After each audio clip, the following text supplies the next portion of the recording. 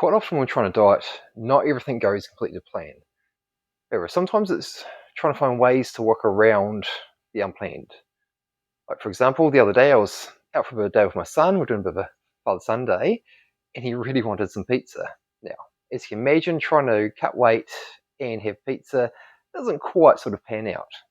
However, what we did, we went along and had some pizza.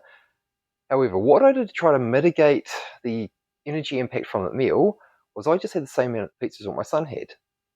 Instead of looking at the meal as something to be full from, I looked at it as the experience of being out with my son.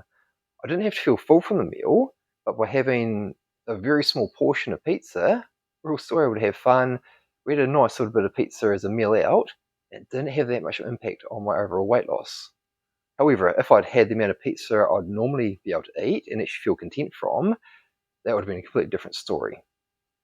Whereas one piece of pizza, you can, depending on the type of pizza, can range from about 200 to about 400 calories. So after having a few slices of that, all of a sudden your diet can be blown right out of the water.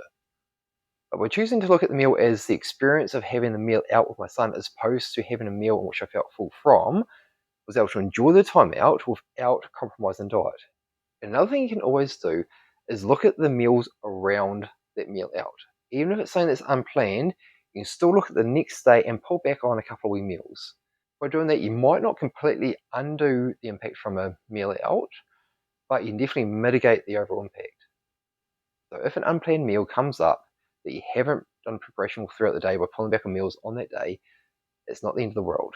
If you can, make a better choice in the meal selection you make when you're out, or even the amount in which you eat, and enjoy the experience of being out as opposed to eating to the point where you feel full.